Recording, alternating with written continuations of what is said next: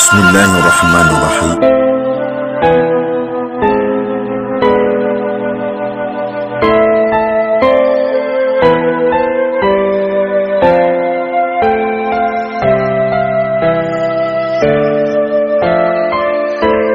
Riwayat, nama lengkapnya adalah Ahmad Khatib bin Abdul Latif Al-Minangkabawi, lahir di Kototuo, Balai Gurah, 4 Angkek, Agam, Sumatera Barat, pada hari Senin 6 Zulhijjah 1276 1860 Masehi, dan wafat di Mekah hari Senin 8 Jumadil Awal 1334 1916 M. Awal berada di Mekah, ia berguru dengan beberapa ulama terkemuka di sana seperti Sayyid Bakri Syatta, Sayyid Ahmad bin Zaini Dahlan, dan Syekh Muhammad bin Sulaiman Hasbullah Al-Maki. Usai melaksanakan haji, ia menimba ilmu di maktab milik Syekh Abdul Hadi, seorang syekh asal Inggris. Banyak sekali murid Syekh Khatib yang diajarkan fikih Syafi'i. Kelak di kemudian hari mereka menjadi ulama-ulama besar di Indonesia, seperti Abdul Karim Amrullah, Haji Rasul ayah dari Buya Hamka, Syekh Muhammad Jamil Jambek, Bukit Tinggi, Syekh Sulaiman Ar-Rasuli, Kandung, Bukit Tinggi, Syekh Muhammad Jamil Jaho Padang Panjang, Syekh Abbas Kadi Ladang Lawas Bukit Tinggi, Syekh Abbas Abdullah Padang Japang Suliki, Syekh Khatib Ali Padang, Syekh Ibrahim Musa Parabek, Syekh Mustafa Hussein, Purba Baru, Mandailing, dan Syekh Hasan Maksum, Medan.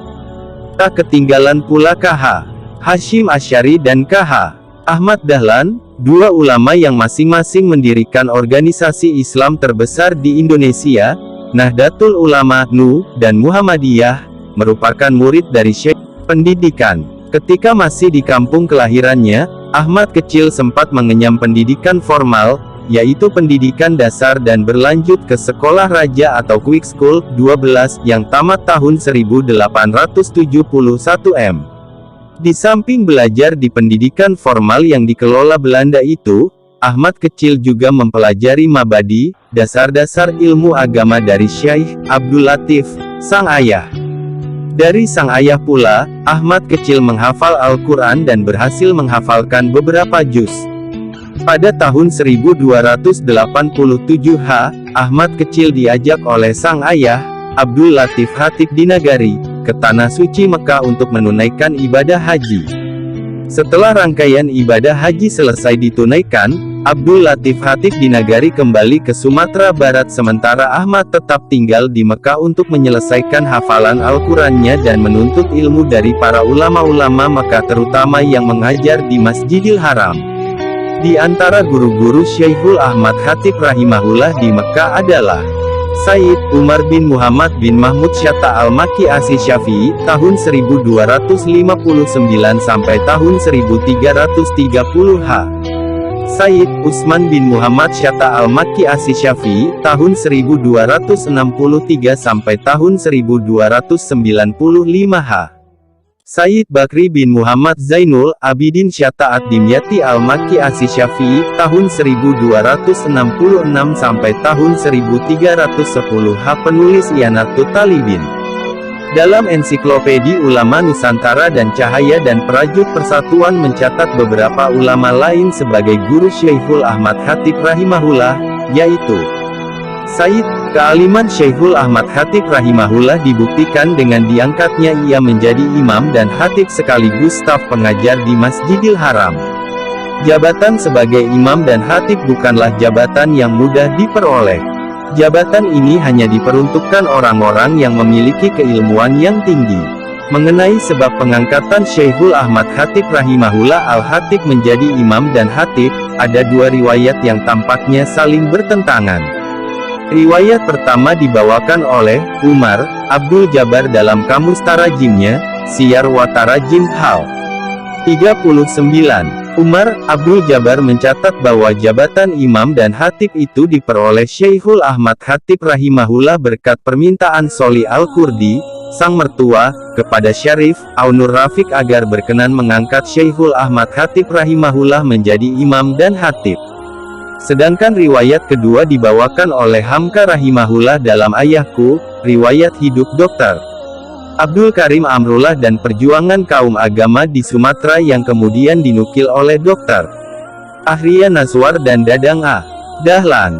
Ustadz Hamka menyebutkan cerita Abdul Hamid bin Ahmad Al-Hatib, suatu ketika dalam sebuah salat berjamaah yang diimami langsung Syarif Aunur Rafiq.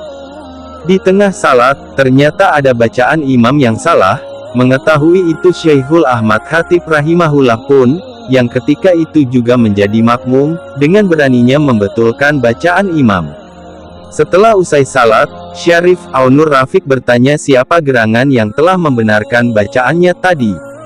Lalu ditunjukkannya Syekhul Ahmad Hatib rahimahullah yang tak lain adalah menantu sahabat karibnya, Soli Al-Kurdi, yang terkenal dengan kesalihan dan kecerdasannya itu. Murid-muridnya. Mengenai murid-muridnya Syekhul Ahmad Hatib rahimahullah, Sirajuddin Abbas berkata, sebagaimana dikatakan di atas bahwa hampir seluruh ulama Syafi'i yang kemudian mengembangkan ilmu agama di Indonesia, seperti Syekh Sulaiman Ar-Rasuli, Syekh Muhammad Jamil Jaho, Syekh Abbas Katli, Syekh Mustafa Purbabaru, Syekh Hasan Masum Medan Deli dan banyak lagi ulama-ulama Indonesia pada tahun-tahun abad 14 adalah murid dari Syekhul Ahmad Hatib rahimahullah Hatib Minangkabau ini. 14. Ucapan senada juga dinyatakan penulis ensiklopedi ulama Nusantara di banyak tempat.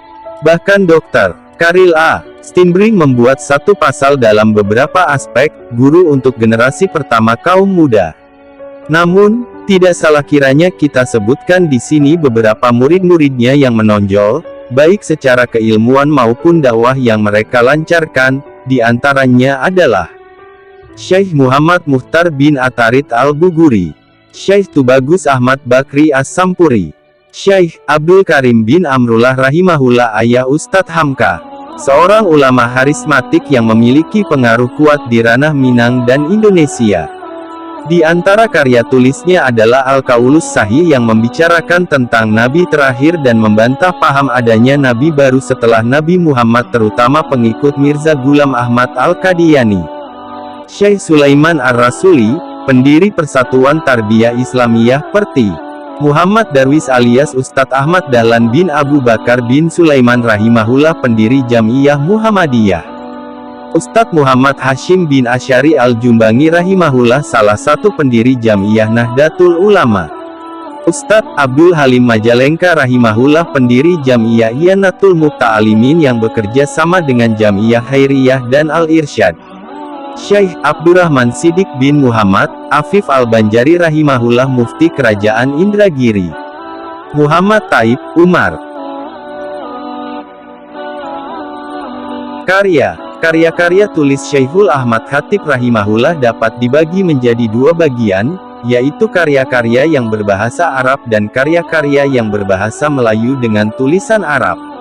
Kebanyakan karya-karya itu mengangkat tema-tema kekinian terutama menjelaskan kemurnian Islam dan merobohkan kekeliruan tarekat, bid'ah, tahayul, khurafat, dan adat-adat yang berseberangan dengan Al-Quran dan Sunnah. Hasab Arab. Hasyiyah An-Nafahat, ala Syarhil Warakat lil Mahali. Al-Jawahirun Nakiyah fil Ahmalil Jaibiyah. Ad-Dail Masmu, ala men yuwaritsul ihwah wa auladil ahwan ma'awujudil usyul wal furu. Raudatul Husab, Muinul Jais fi Tahqiq Manal Jais. As-Suyuf wal Hanajir, ala Rikab men Yadulil Kafir. Al-Qaulul Mufid, ala Matlais Said. An-Natijah Al-Mardiyah fi Tahqiqis Sana'asi Syamsiyah wal Qomariyah. Ad-Duratul Bahiyah fi Kaifiyah Ilmul Husab fi Ilmil Hisab. Ar-Riyad Al-Wardiyah fi Usulit Tauhid wa Al-Fiqh Asy-Syafi'i. Al-Manhajul Masyru fil Mawarits. Daus Siraj pada menyatakan cerita Isra dan Miraj. Sulhul Jama'atain fi Jawas Ta'adudil Jumu'atain. Al-Jawahir Al-Faridah fil Ajwibah Al-Mufidah. Fatul Mubin liman salaka tarikil wasilin. Al-Aqwal Al-Wadihat fi Huka'emmen, alai kadaish solawat. Husnud Difa, Finnai, Anil Ibtida. Esh Sarim Al-Mufrili Wasawis Kulikat Zib Muftari. Maslakur Ragibin fi Tarikah Sayyidil Mursalin.